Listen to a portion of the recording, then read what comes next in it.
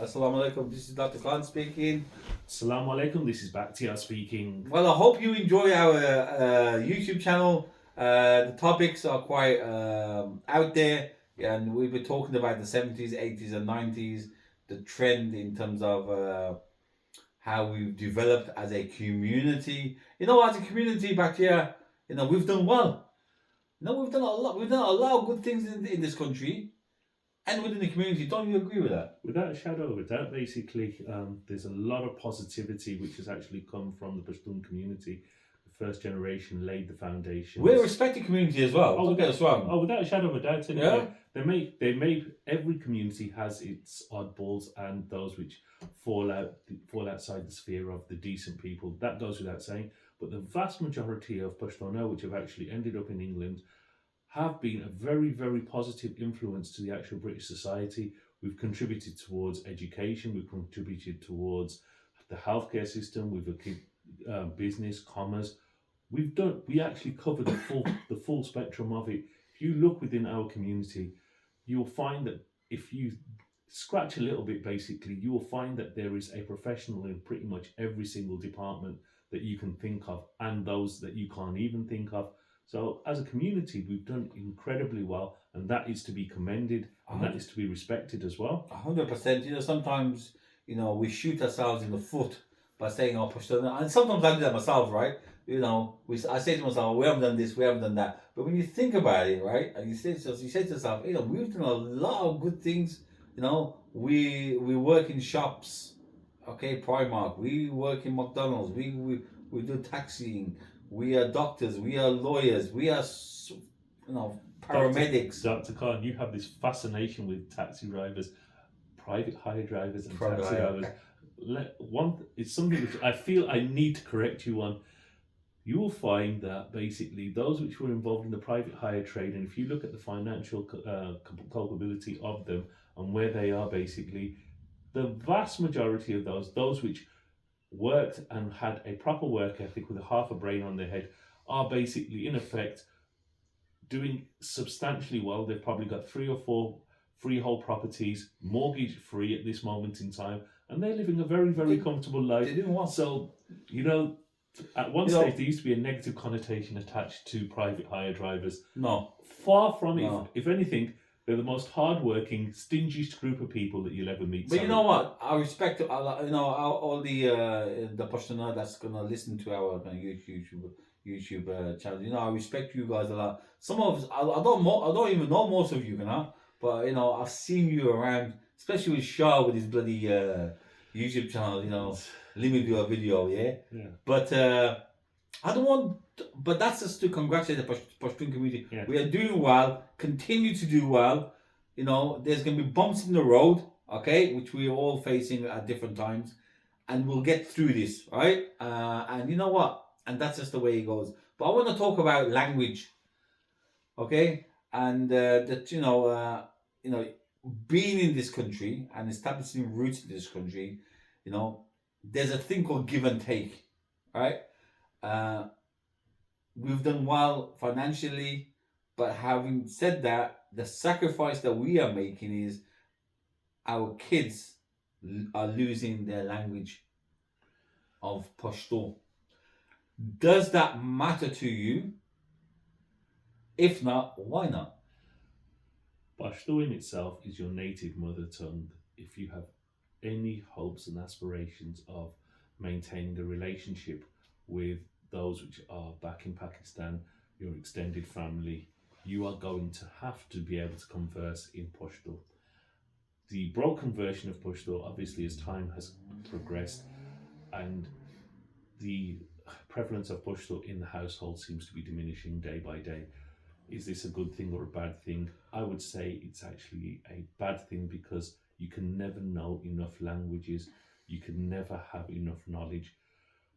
Families are struggling, but why is that struggle so prevalent? And how I'd actually address that would be that with children, the amount of Pushto that a child to learn his native mother tongue.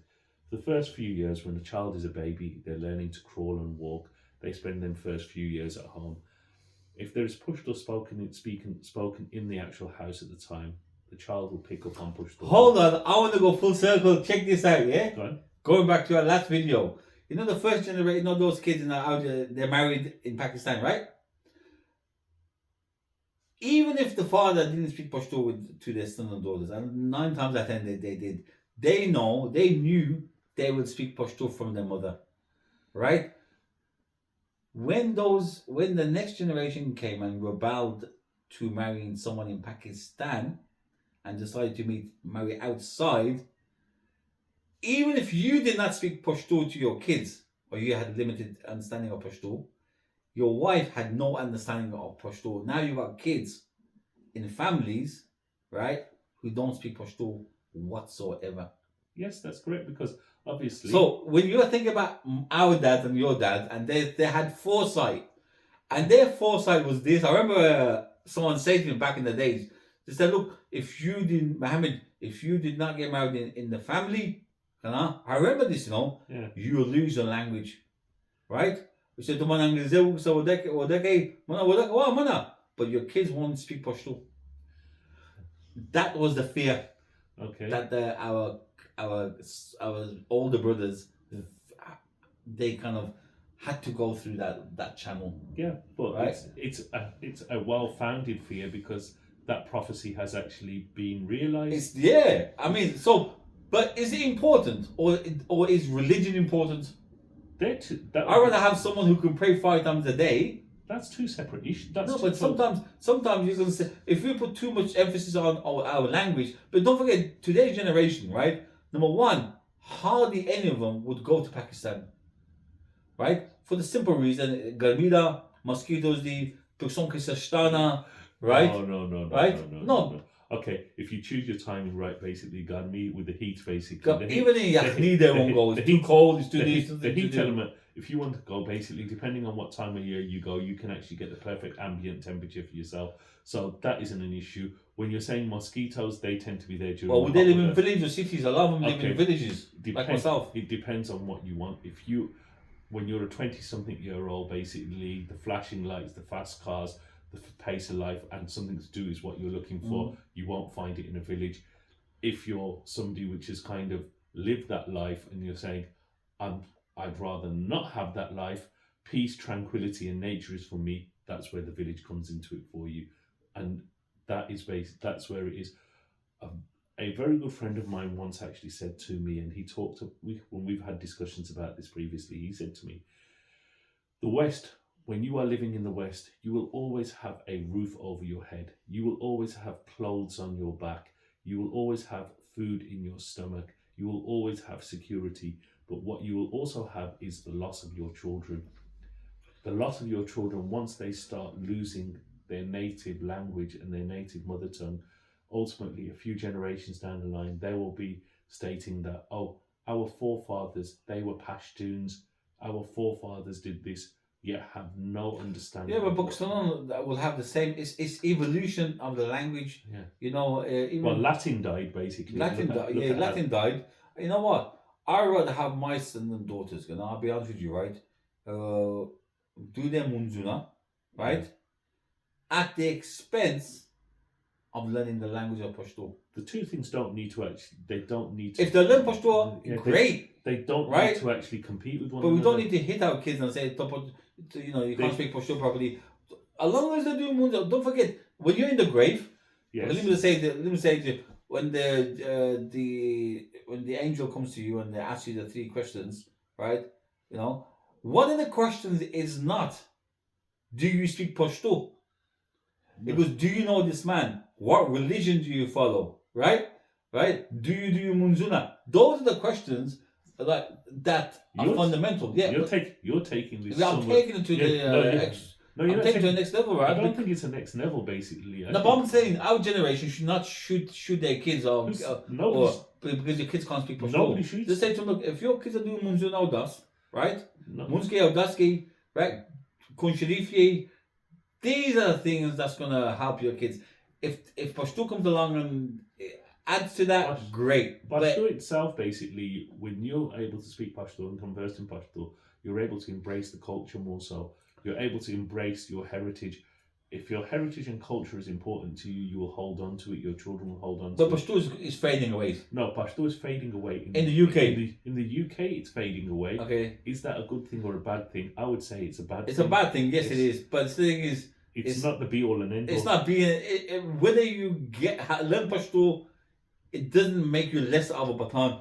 Okay, it just means you don't have the language to kind of to talk to people about certain things. That's all. Okay. Oh no, but if you don't know the actual language, basically, how do you get the authenticity of basically what your heritage is? If you're not able to converse in it, are you able to actually take the authenticity away from it? You know, I don't think so. I think the idea of what is to be a Batan, right? Part of it is the language. Part of it it's the custom, right? I mean, how many of us wear jewelry? I do. Okay, we're not. You're not. You don't represent the masses of us. How many wear jewelry? Right? You know, our forefathers, not our parents. Yeah, right. All you know, all the mama and everything.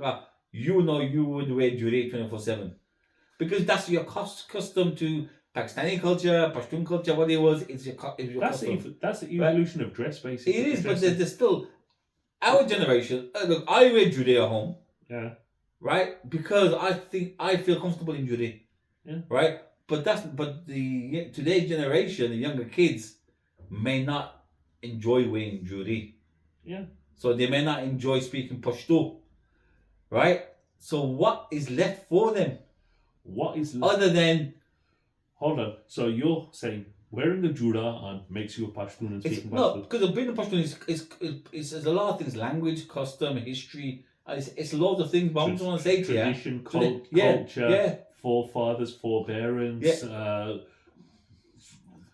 basically. It's a lot of things. Yes. Talking about we'll talk about Pashtun custom in one of the YouTubes. You know about I won't talk about it now. But there's a lot of things. But we're losing one thing. We're losing one, and the next one, and the next one. Do we become less of a Batan?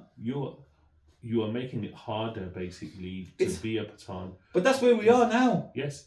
We are now, yes or no? Without doubt. 2025. The reason why 2025, it is because, well, I'm not sure if I've previously touched upon this in this one or somewhere else, that a child himself, basically, they will spend 8-10 hours a day outside the house, being in contact with people which don't speak Pushto, being in contact with people which don't know the customs, traditions, values and whatnot, which ultimately dilutes their language skills. Yeah. The language skills. It's going to affect every culture. Pakistani have the same problem. Yeah. Listen, we may be individuals, but we're going to lose out on certain things, and language is one of the things we're going to lose out.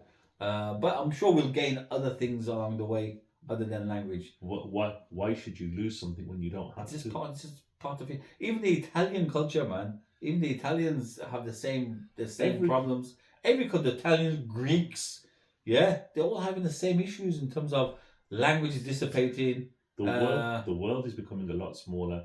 It's becoming a global community as opposed to individualistic state community, countries-wise. Basically, the integration between countries and cultures and languages seems to be growing. It's in effect, basically, is it the survival of the fittest, and that will come to language, basically. Right. Okay. We'll continue this in one of our YouTube videos, but I thought that was quite good on our language. I think as Pushto, as we started this, we said that we do some great things.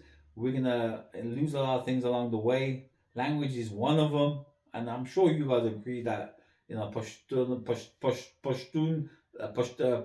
language is diluting. Every couple of years, and maybe we can work on that, but I don't see how.